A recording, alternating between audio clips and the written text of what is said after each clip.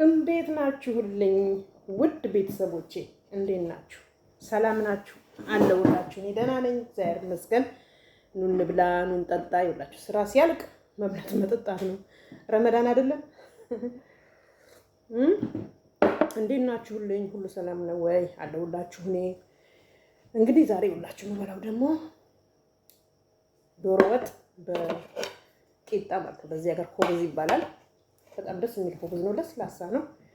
እኔ አልጋገርኩትም፣ ከውጭ ነው የተገዛው። እውነቱን ለመናገር ግን ቢሆንም በወጥ በዶሮ ወጥ እንዴት እንደሚጣፍጥ ብታው ሩዝ ከመበላ ብዬ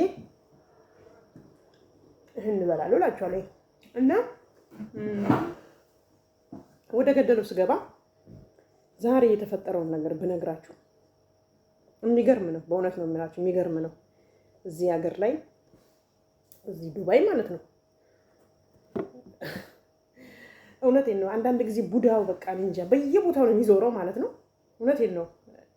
በጣም የምትደነቅ ሀገር፣ በጣም ሰላም ያላት ሀገር፣ በጣም የምትወደድ ሀገር በዓለም ላይ ማንም ሰው ሲጠየቅ የት መሄድ ትፈልጋለህ ሲባል እውነቴን ነው። በአሁኑ ሰዓትማ ከአሜሪካን በላይ ዱባይ ነው የሚባለው።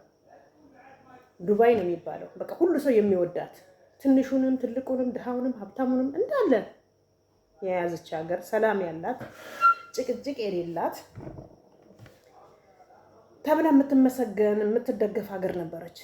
የሰው አይን ነው መሰለኝ። ይኸው ደግሞ ዛሬ ተሰምቶም እኔ እውነቴን ነው የምላችሁ ከ15 ዓመት በላይ ሆኖኛል እዚህ ሀገር ከመጣሁ። ለመጀመሪያ ጊዜ እዚህ ሀገር ስለ ጦርነት ስሰማ ተገርም ያለው። የሚገርማችሁ ነገር ዛሬ የተፈጠረው ነገር ለምን እንደዚህ ሊሆን እንደቻለ አላውቅም። እኔ እውነቴን ነው በጣም ነው ያዘንኩት። ምክንያቱም ለስንታችን አገር ሰላም መሆኗን የምንመሰክርላት ምሳሌ የምናደርጋት ሀገር ነች። በእርግጥ እነሱ እርስ በርሳቸው አይደለም ጦርነታቸው፣ እነሱ አይጣሉም እርስ በርስ። እንዴት እንደሚዋደዱ ዜጎቹ የተወሰኑ ናቸው። የውጭው አገር ከውጭ የገባው ነው የሚበዛው። ግን አሁን ይሄ ችግር የተፈጠረው ከሌላ ቦታ ነው። ችግራቸው ምን እንደሆነ አላውቅም። ግን ያው ግን ሰው በጣም ፈርቷል። በጣም ለምን ሰምተን አናውቅማ። ተሰምቶ አያውቅም እዚህ ሀገር። እውነት ብርቅ ነው፣ ማውራት አይቻልም። ስለሌላው ሀገር ብቻ ዝም ብለን በዜና መስማት እንጂ ይሄ ሀገር እንዲህ ነው የሚባል ነገር አናውቅም። የእውነትን ስላችሁ ማለት ነው። እና ዛሬ አቡዳቢ ላይ የሆነ ምን እንደሆነ አላውቅም ፈነዳሉ። እንደገና ደግሞ እዚህ ዱባይ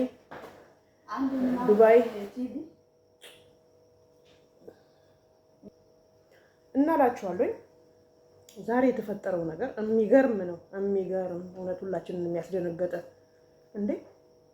እኛ ሰላም አለ ብለን ይኸውላችሁ ሀገራችን ማንገባው እኮ ከምንም በላይ ሰላም ስለምንፈልግ ነው። ሰላም ያለበት ሀገር ገንዘብ ሳይሆን ዋናው ሰላም ነው። ስለዚህ የሚገርም ነው ዛሬ። እና ይሄ ነገር ተፈጥሯል ሲባል አዎ አይተን የራሱ በቪዲዮ ብቻ አይቻለሁኝ። የሚገርማችሁ ነገር ያው መቀረጽ አይቻልም ተብሎ ፖሊስ አስጠንቅቋል። ግን ሰው ደግሞ አያርፍም እኮ እና እቺ ሰላም ያላት ሀገር እንኳን ለራሳቸው ዜጋ አይደለም ለኛ ራሱ ሰላም የሚሰጡ እንትኖች የሀገሩ ዜጎች የሀገሩ መንግስት ይሄ ድንገት የተፈጠረ ነገር እኛ ይሄንን ነገር አናውቅም። በምን እንደተፈጠረ በምን ምክንያት እንደሆነ አናውቅም። እኛን አይመለከተንም። ግን እችን ሰላም ያላት ሀገርን ባይበጠብጧት ጥሩ ነው ብዬ እላለሁ። እኛ እኮ ከዜጎቹ በላይ እኮ እኛ ድሃዎቹ የምንኖርበት ነው። አሁን የሆነ ነገር ተፈጠረ ቢባል እንዴት ነው ወደ ሀገራችን የምንሄደው? እሺ ከሀገራችንስ በላይ ደግሞ እዚህ አብረናቸው ያለን ሰዎችስ ቢሆንስ ምን ጉዳት ይድረስባቸው? እውነቴን ነው። አብሮ መብላት መጠጣት ቀላል አይደለም እኮ። እነሱ እኮ ለእኛ ስራችሁን በአግባቡ ስሩ ደሞዛቸውንም እኮ ነው የሚሉን፣ ሌላ ነገር አይደለም። ስለዚህ እነሱ ለምን ጉዳት ይደረስባቸው? ምን አይነት ጊዜ ላይ ነው የደረስነው? ምን አይነት ጊዜ መጣብን? ሰላም ጠፋ። እግዚአብሔር ብቻ ሰላም ያምጣልን። ከእግዚአብሔር በላይ ምን አለ? እሱ ነው ፈጣሪ ሰላም እንትን የሚልልን። እና ይሄ ዛሬ የሆነው ነገር በጣም ያሳፍራል፣ በጣም ያሳዝናል። እንግዲህ ስንት ሰው ይሞት አይሞት የምናውቀው ነገር የለም። እዚህ ሀገር ደግሞ እንዲህ ቶሎ በግልጽ የሚወራ ነገር የለም። በጣም ጠንቃቆች ናቸው ለሀገራቸው። ግን በዚህ መሀል ድሃ ነው የሚጎዳው። እውነቴን ነው የምላችሁ፣ ከድሃ በላይ የሚጎዳ የለም። እና ዛሬ በጣም አስደንጋጭ እና በጣም አስፈሪ ነገር ነው የደረሰብን። እንደ አንዳንድ ነዋሪ ማለት ያሳዝናል። ሌላው ቢቀር ምንም ጥፋትም ባይሆን ምንም ጉዳትም ባይመጣ ሰውስ መደንገጡ፣ ህፃናቶች መደንገጣቸው፣ ምክንያቱም ሰምተው አይተው የማያውቁ ናቸው። እንደዚህ አገር የሚረባበሸው የሚበጣበጠው የት ነው? እንደ ሶሪያ፣ ልብናን፣ ሱዳን እንትን የሚባሉት ደግሞ ፍልስጤም ማታወት ፍልስጤም ዘላለም አብሯቸው ነው ያለው። የእነሱ ህፃናቶች ራሱ እንዴት እንደሚሆኑ እንዴት እንደሚርቧቸው እንዴት እንደሚሆኑ። እዚህ ሀገር እኮ ሰላምና ሰላም ነው። ብቻ እኛ ምንድነው ማድረግ ያለብን? መጸለይ ነው ያለብን። ጸሎት ነው። በዓለም ላይ ጦርነት እንዲጠፋ መጸለይ ብቻ ነው። ሌላ ምንም ነገር የለም። ወደ እግዚአብሔር መሄድ እንጂ ሌላ ምንም አማራጭ የለንም። እና ከባድ ነው ጊዜው። ሰምተን አይተን ማናውቀው። እኔ እንዳልኳችሁ በዚህ ያህል ዓመት ስኖር አንድ ቀን ሰምቼ አይቼ ማላውቀው ጦርነት ሳይሆን የሆነ ነገር ፈነዳ። እንዴት እንደሆነ አላውቅም።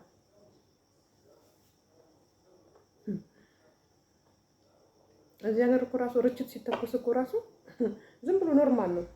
ማንም ሰው በየቤቱ ይተኩሳል። ግን ያው ፍቃድ ይኖራቸዋል ብዬ አስባለሁ። ምክንያቱም ጥንቃቄ ያለበት ሀገር ነው፣ ሰላም ያለበት ሀገር ነው። እናላችኋለሁ።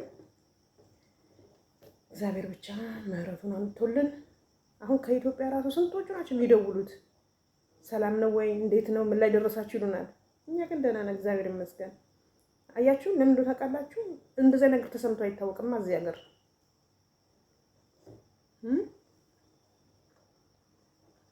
ተሰምቶ አይታወቅም እዚህ ሀገር። አዲስ ነው የሆነብን። እንኳን ለኛ አይደለም ለነሱ ራሱ አዲስ ሆኗል፣ ባለ ዜጎቹ ማለት ነው። እና እግዚአብሔር አምላክ ሀገራችንን በጦርነት ስንቱ እያለቀ እያየን፣ አሁን ደግሞ ሰው ሀገር እግዚአብሔር አምላክ ይጠብቀን። ሁሉንም ዓለም ላይ ያለውን ሕዝብ ጠቅላላ ይጠብቅ፣ ክፉ አይንካው። እቺ ሀገር ደግሞ በስማ የሰላም አምባሳደር ነች።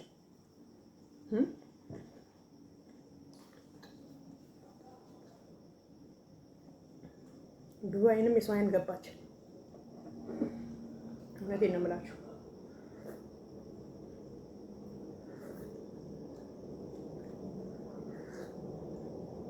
እና እግዚአብሔር አምላክ ክፉን ያርቅ በዓለም ላይ። ይሄ ጦርነት ሰይጣን ነው የሁሉ ነገር የሚያመጣው በሰዎች ጭንቅላት ላይ ተመርዞ። እና እግዚአብሔር አምላክ ለሁሉም ሕዝብ ሰላም ይስጥ። ለህፃናቶች የህፃናቶች አምላክ እሱ መፍትሄ ይፈልግ እና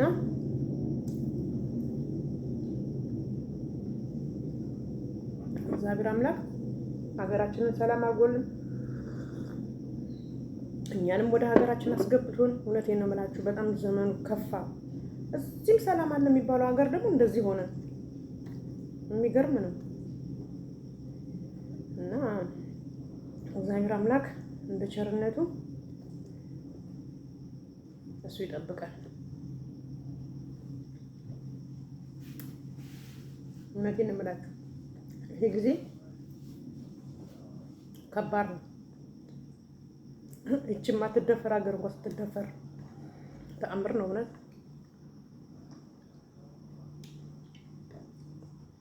እና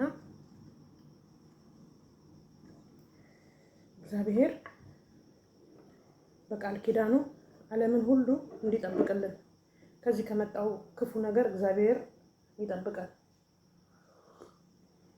እውነቴን ነው የምላችሁ፣ ሰው ዓለም ቀርቧል ይላል። 21ኛው ክፍለ ዘመን ቀርቶን ጥሯል፣ እንደዛ አይባልም። ይሄ የእግዚአብሔርን ስልጣንና የእግዚአብሔርን ክብር መንካት ነው። እውነቴን ነው የምላችሁ፣ እግዚአብሔር ነው የሚያኖረን፣ እግዚአብሔር ነው እንደራሱ ፍላጎት የሚያደርገን። ለምንድን ነው እንደዚህ የምንለው? ይሄ ባፋችን የምናመጣው ነገር ነው እንደዚህ ኃጢአት የሚሆንብን።